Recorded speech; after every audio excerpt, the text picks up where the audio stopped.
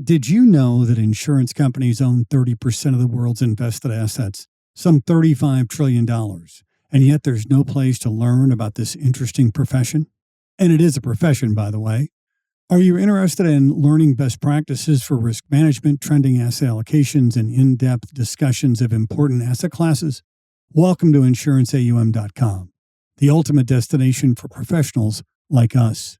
I'm Stewart Foley, CFA, founder and managing partner of InsuranceAUM.com.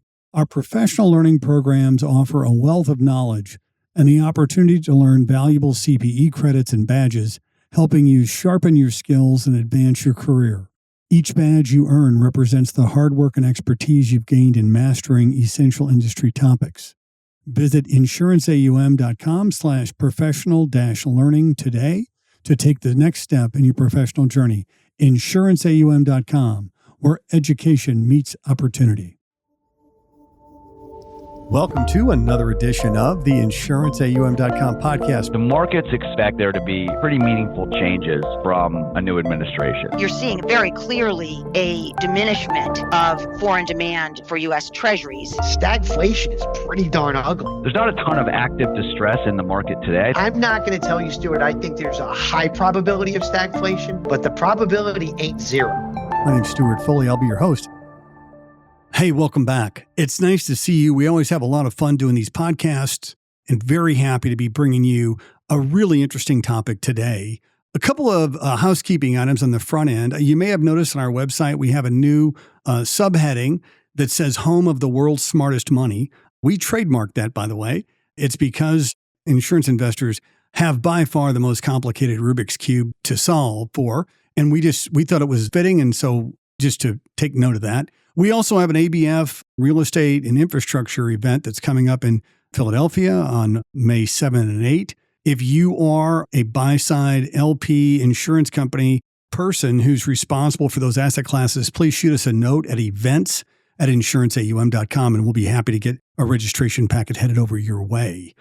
Today's topic is how do you use BDCs public disclosure to optimize direct lending? And we're joined today by Michael Occi, who is the president of Morgan Stanley Private Credit's BDC platform. Michael, welcome. Thanks for taking the time. I can't wait to get into this topic. It's a good one. Hi, Stewart. Thanks for having me on. Honored to be here. It's a privilege. We're happy to have you. I mean, let me start the way we always do, and I kind of want to get into your background a little bit. So where did you grow up, first of all? And what was your first job, not the fancy one? And then let's talk about how you got into your seat today. Yeah, good question. So I grew up in North Central New Jersey. Father was a chemist. Mother was a designer, commuting into Manhattan, which had some lore and probably ultimately led me to the city. But first job was working at a golf course where I like to spend my time and sometimes where my heart still is. The journey to Morgan Stanley, where I've actually worked ever since I graduated undergrad at Georgetown about 19 years ago, was a little bit all over the place. I was actually a banker for 16 years, all the while in the building here in Times Square, advising financial services companies from various different angles. So in corporate finance, M&A, debt capital markets, and then prior to my departure to private credit here in investment management, I was running the financial services equity capital markets business. And so the move for me, Stuart, if that's where you're going, was effectively move from advising financial institutions to kind of working within a financial institution and having the opportunity to do that within the same firm here at Morgan Stanley. It sounds like you're a very avid golfer. Is that still the case today? And I mean, are you going to throw a handicap out here for this audience? If we're going to talk about it, let's talk about it. I'd like to play a lot more golf than I do, which is probably a common answer to that question. And the only thing I'd say about a handicap is that the system is essentially rigged to not accurately reflect the handicap or true ability of someone who does not play enough. And so my handicap would overestimate my game. Said differently. That's a good reminder. One of the people I met in this business years and years ago was Randy Johnson at Texas Mutual. And he has a story about golf handicaps that he'd be happy to share with you. And I believe that he shares your view, to say it nicely. Let's get into it here. And I mean, I appreciate the pre-call that we did and your focus on education here. So let's just start with the very basics. Can you please explain what a business development company, otherwise known as a BDC, is and why it's so relevant in today's market? Happy to start there, Stewart. So a BDC is something that evolved out of the Investment Company Act of 1940. I believe it was legislation in the 1980s, which essentially was amended to create this fund structure, the business development company, with a goal of accelerating investment into small, medium-sized businesses. So in effect, the BDC as we know it, and as a disclaimer, we have several in our platform, is a fund that houses certain types of investments. And so the most typical use case for a business development company is essentially a portfolio of corporate loans to middle market companies. So underlying borrowers with EBITDA profiles somewhere between 10 and upwards of $200 million. And we can talk a little bit more about the asset class, although I know the audience is fairly familiar with it. But what you don't or tend not to find in a BDC are venture-oriented equity investments, other asset classes that either don't throw off a yield. BDC investors have been drawn to these structures because there's an income profile associated with it, and loans do a pretty good job of generating income that is attractive. There's also structurally a cap on what we call bad assets or non-qualifying assets that equity investments in larger companies would work against. And so you found they're akin to REITs in that regard, where they're producing income that is healthy for the end investor. They're exempt from entity level taxation if they qualify as a regulated investment company like a REIT, so long as they satisfy certain income thresholds and distribute at least 90% of that net investment income to investors. But that's kind of the high level. There's a governor on leverage, so how much leverage the fund itself can take on. That's a cap of 2-to-1 debt to equity or NAV. Governance-wise, the BDCs are required to have a board that is majority independent. They are 34 Act reporting entities, and so they've got to produce quarterly financial statements and subject to SOX, and they mark the portfolio using fair value accounting at least a quarterly type frequency. And the last point, Stewart, I would make is generally BDCs are what we call externally managed. They can be internally managed too. But all that means is the portfolio, the fund itself, is separate from the manager that is actually making those investments and managing it. And so the BDC will pay a fee or a series of fees to the manager in exchange for those services. And the fee structure does vary from BDC to BDC. Super helpful. So the 2-to-1 ratio of debt to NAV, if you have a decline in the NAV, can that ratio get out of whack? And is there a mechanism by which you can repair it? It absolutely can. So going to your question, the denominator is essentially shrinking, ratio is increasing. So in practice, the industry tends not to manage towards the upper end of that cap. And so in practice, you'll find most BDCs operating at just above 1 times, with obviously some variance around it, so as to, in part, allow for some buffer if you do see a more significant move in the valuation of the book and have a corresponding hit to NAV. Super helpful. So how significant, and I mean, I just don't know this market well enough, how significant is the BDC sector within the broader landscape of direct lending? And can you provide some context regarding the size and relative importance? It's a great question. So I'd start by saying that investors really across the spectrum maybe starting with retail, but including institutional investors too, have used BDCs as a means to get access to the asset class. Sophisticated investors generally have the ability to partner with managers through private funds, but BDCs have been a popular tool for broad range of investors. But to answer your question, they do constitute a pretty meaningful piece of the direct lending AUM base.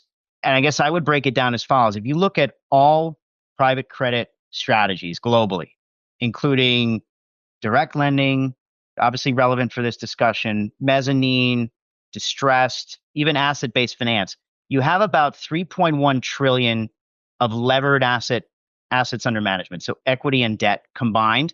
Direct lending is about half of that, a little more than half of that at 1.65 trillion. Of that number, BDCs are about 25%. So 75%, said differently, are in non-BDC pools of capital, be it in other forms of private funds. But BDCs constitute a pretty meaningful portion of that direct lending base. And my next question let me just take a piece of that and wrap it in here. So you've had extensive experience with structuring IPOs and equity offerings for BDCs. How have these structures, and I'll preface this like this. We were talking about the other day, we had an EMD podcast. And I'd be the first to tell you that like my version in my aged brain, my version of what I think EMD isn't what it is today. And I suspect that it's the same for BDCs. Like if you knew what a BDC was 5 years ago, you may not know what one is today, right? So can you talk a little bit about how this structure has evolved over the last couple of years, and in particular in response to changes in market conditions or investor demands that are out there? And to kind of glom on to the last question you had, you said it's about 25% today. What was it a few years ago? Has that 25% changed significantly in the last few years?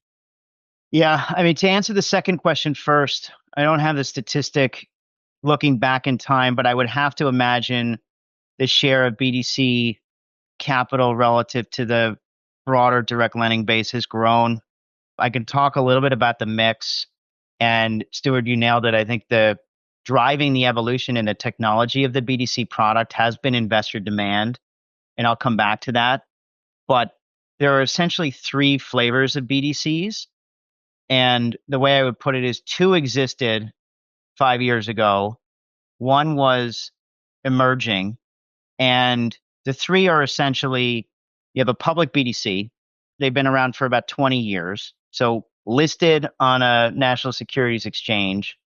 These used to come to form through blind pools, which is a term for you do the IPO, the business didn't really exist other than in legal form. You raise your first dollar of capital effectively in that IPO itself, and you go and deploy it and grow it over time.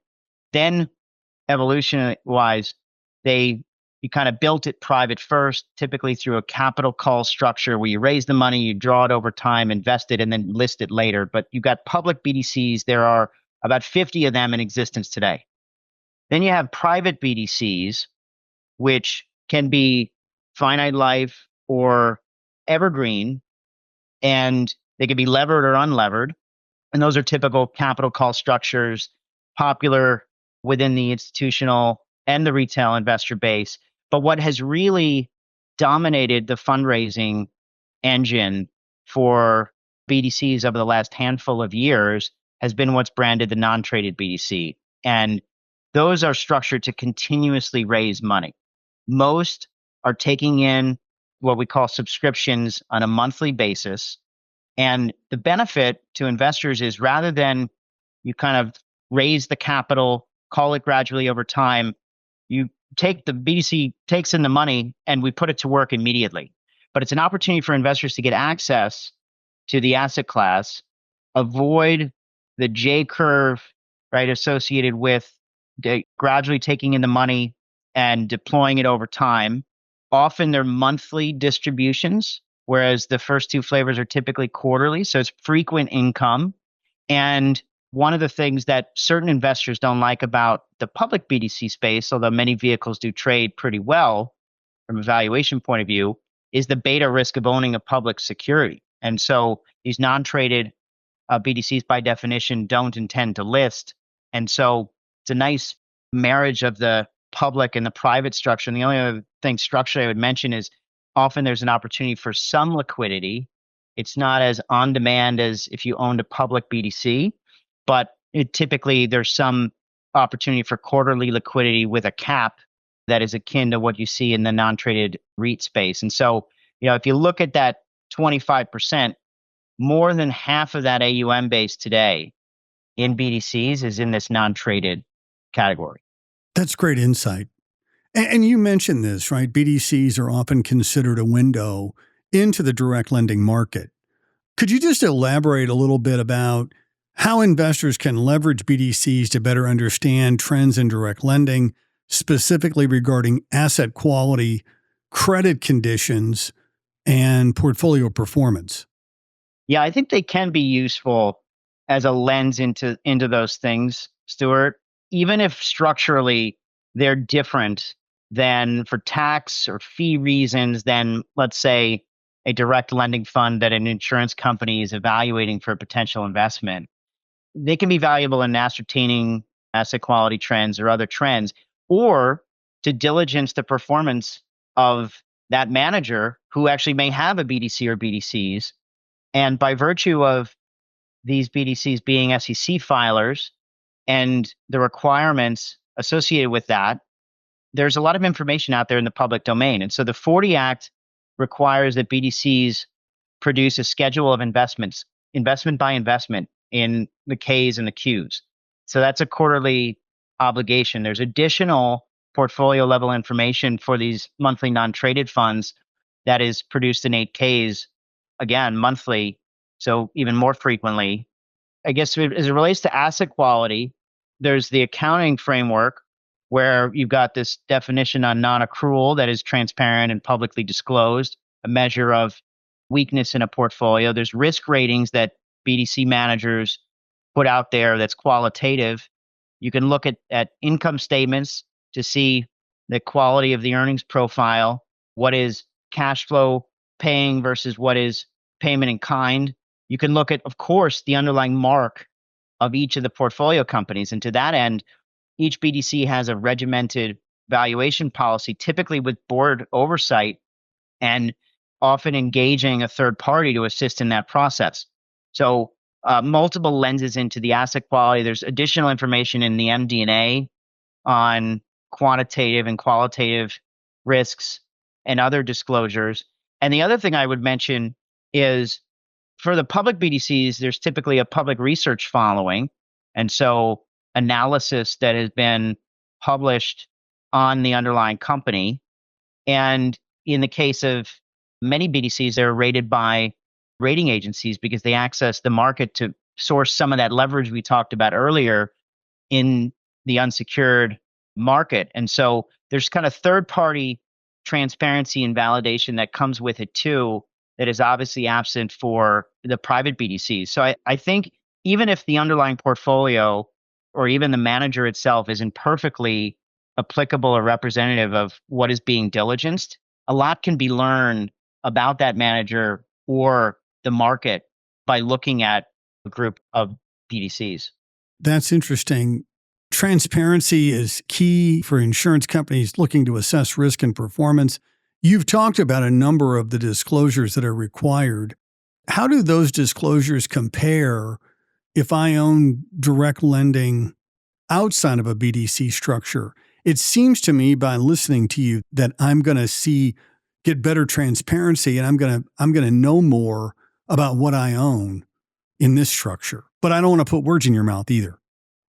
Yeah, I think it could probably go both ways. If you're an active investor in a private fund, it might be the case that you've got an NDA with that manager where they have the ability to share information that is much more detailed, Stewart, than you're going to find in public disclosure for a public or private or non-traded BDC, just to be fully balanced here. But it might be the case if you're not an active investor or not actively diligencing a specific opportunity where there's a good opportunity for you to analyze a BDC or a series of BDCs as a proxy for that to get some detailed information about the industry or a certain subset within the direct lending ecosystem. And is there a size that's too big or too small? Where I'm headed with this is insurance companies have they come in a variety of sizes. And some of them do everything themselves, and some of them have more limited resources. Let's just say it like that. Is there a sweet spot in terms of the size of an insurance company that you find is particularly well suited for BDCs, or is that not a very good question? Yeah, it's a good question. I think for smaller insurance companies, it might be the case that an actual investment in a BDC is the most efficient versus relying on, in many cases, third-party consultants to do that manager assessment and source a potential bespoke private fund structure in lieu of a BDC. I think for larger insurance companies, it might be the case that we go back to where we started here, where the BDCs and an analysis of the space could be a real lens into the asset class or another way to approach diligence on a manager. But I think it cuts both ways. We've certainly seen instances where larger insurance companies have been large and active investors in a variety of different BDC structures. I've learned so much today, and I really appreciate that. From your perspective, what are two key takeaways that insurance investors should remember from this podcast and when they're thinking about allocations to BDCs? Yeah, I think the biggest takeaway is even for a sophisticated insurance company with a meaningful allocation to direct lending and with access to the who's who within the direct lending manager universe, it's very easy to ignore what is a very public sector for BDCs, public meaning transparent picture into the asset class that is probably worthwhile to consider. And whether the shortcut is to maybe look at an equity research report, look at a rating agency report, a recap of earnings, and then there's an opportunity to dig deeper where it makes sense. And I think that's the biggest takeaway for insurance companies that are newer to the asset class. I think an analysis of the BDCs it could very well be a useful place to start. Getting smarter about the ecosystem, the differentiation between the managers, and then ultimately the underlying performance. Because even if there's a de novo fund that manager XYZ is starting, it would be prudent to kind of understand how that manager may have executed vis-a-vis the BDC or BDCs that they have managed over time. Very helpful. So I have a couple of fun ones for you on the way out the door, if you're willing. And so the first one is when you're hiring and adding people to your team at Morgan Stanley, and you mentioned being there a long time, so you've been through this a few times. What characteristics are you looking for in new team members? And I don't mean like they can use Python. I mean like what characteristics do you think are helpful in somebody joining an asset management firm, a world-class asset management firm, to be successful? Yeah, it's a good question. And I think we've done a very good job at this. I certainly won't take all the credit personally, but our platform has grown pretty dramatically over the years. We've been in the private credit business for more than 15 years, but the direct lending side has grown at a pretty impressive clip. And it was done on the shoulders of exactly what you're getting at, which is talent management and intentional effort around that. Hiring the right individuals who don't just have the expertise, but would fit in culturally. And culture, I understand, is a bit of a hackneyed term, but we do take it very seriously. I think the underlying attributes beyond kind of knowing the content, or if you look at the investment side of the house, individuals that have decades of experience covering private equity firms and to have the deep relationships to give them the ability to not just say yes, but also to say no, where those private equity firms keep coming back because they value that relationship. Even on the non-investing side of the business, it's the same thing. We look for people who have credibility, but also humility across the board. I think that's one thing that is true on the sell side of this firm as well, is that talented, smart people, it's a meritocratic place, but the end of the day, they're fun to work with. And so I think we built on the shoulders of the broader Morgan Stanley brand something that is very consistent with that culturally. That's super helpful. I think that my head is always with the person who's 24 and looking out at the world and trying to figure it out. I mean, I've had a zillion students come to my office and go, be all wigged out. I don't know what I want to do. And I'm like, you're 19. It's okay. You'll figure it out. But the advice I always gave the students was look for the confluence of what something you like and something you're good at. And I do believe that there are certain investment professionals that are really highly motivated and are really interested in this space. And I've been fortunate enough in my job as a podcast host to talk to several, including yourself. So I'm thrilled to have you on. The last one's purely fun. And that one is you can have lunch or dinner with up to 3 guests, alive or dead. You don't have to choose 3. You can be 1, 2, or 3. Who would you most like to have lunch or dinner with, alive or dead? I guess we'll have to go back to golf. Oh, okay. All right. If they don't have to be alive, I'd pick Arnold Palmer.